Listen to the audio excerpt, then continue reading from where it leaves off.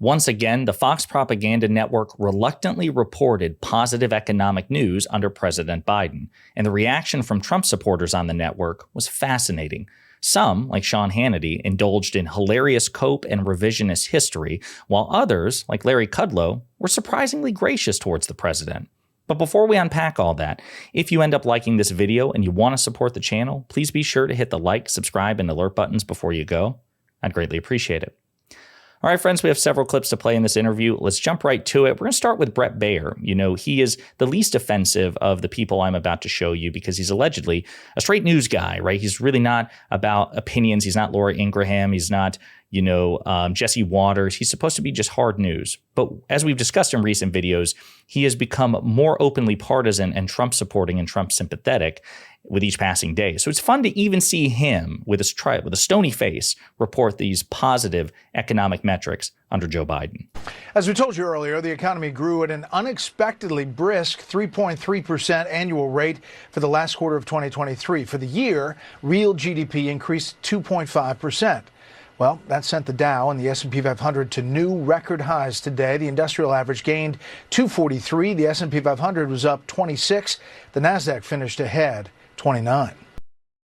So excellent metrics for both GDP, gross domestic product, basically the total sum of all economic activity in the nation, and the stock market. And conservatives, particularly under Trump, used to love the stock market. The stock market was their baby.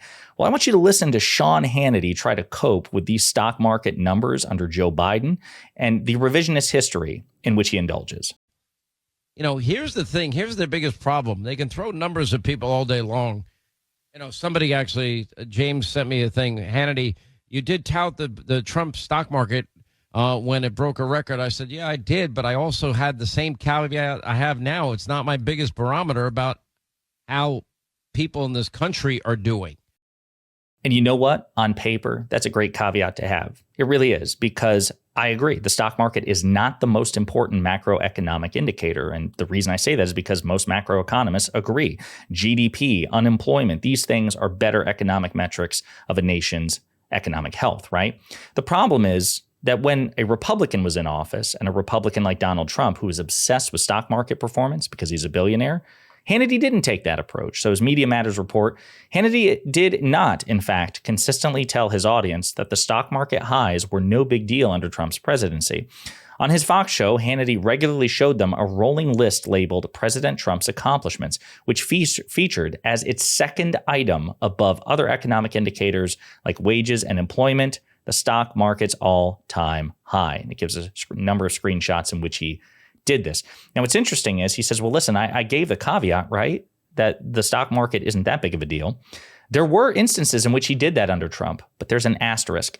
Media Matters was, however, able to identify 2 instances in which Hannity told Fox viewers during the Trump administration that the stock market was not a good barometer for the economy. But both came in March 2020 when Trump's handling of the coronavirus pandemic sent the stock market into freefall. So note how Sean Hannity and conservatives and Republicans and Trump supporters try to rig the game. When the stock market is doing extremely well under a president and enriching the rich, it's extremely important. We list it as number 1 or number 2. We talk about it all the time. It's extremely important. Then under a Republican president, when the stock market isn't doing well, it's no big deal. It's really not a good barometer, right? And then, of course, when a Democrat's in office and the stock market is doing really well, do they change the standard again? No, that's when they keep it. The stock market isn't that big of a deal. Shamelessly transparent and pathetic of Sean Hannity. So I want to play this other clip where it leads into how these numbers are impacting or featuring in President Biden's campaigning. This is also from Fox News. These better than expected numbers coming out as President Biden travels from Washington to Wisconsin later today to tout Bidenomics. And I'm sure he's going to bring up the 3.3% in Q4. As well he should. Donald Trump would. Any other president would.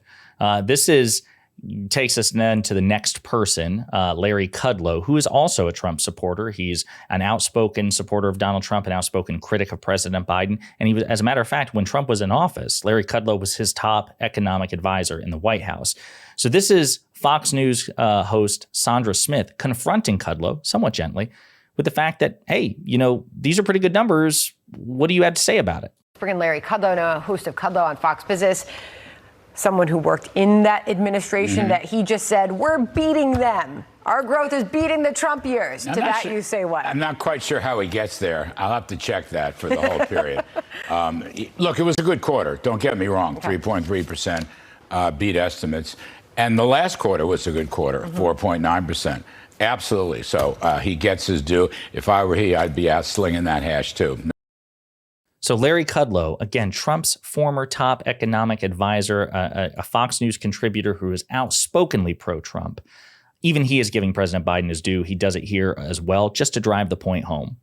And inflation has come down. Let's speak for a second on President Joe Biden selling Bidenomics in Wisconsin today. Now, yes, I'm an honest broker. He got a good 3.3% GDP number for the fourth quarter, following a good 4.9% in the third quarter, okay? If I were he, I would be bragging about it too.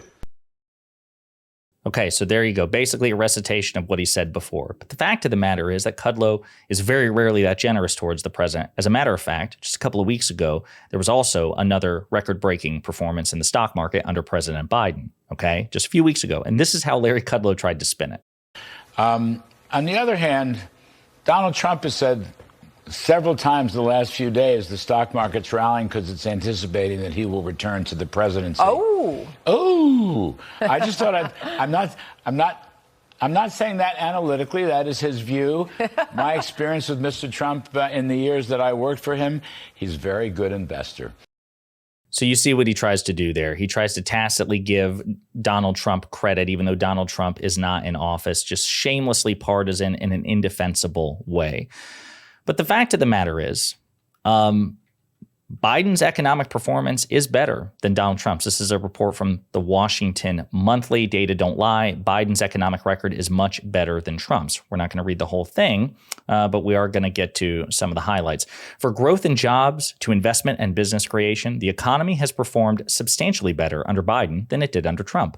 Biden's superior record holds even if we set aside the pandemic's impact in 2020. The exception, of course, is inflation.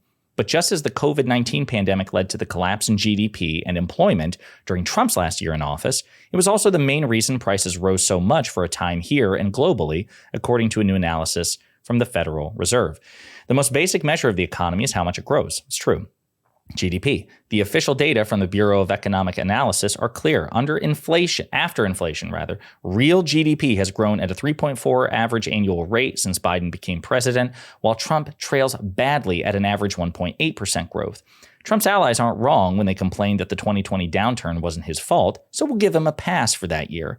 The result still shows more robust growth under Biden. From 2017 to 2019, the economy grew at an average of 2.8% per year, a rate still 18% slower than under Biden.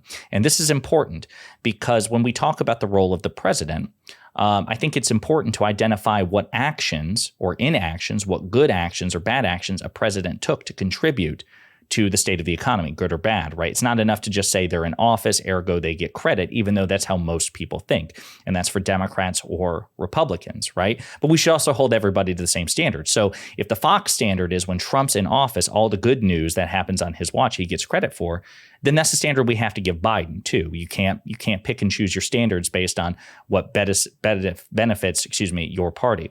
So here, this report points out, as we've talked about in previous videos, that Biden's stronger growth wasn't by happenstance. He and congressional Democrats actively promoted it with the American Rescue Plan, the March 2021 stimulus enacted over united Republican opposition, and the November 2021 Infrastructure Act that Trump talked about but never delivered.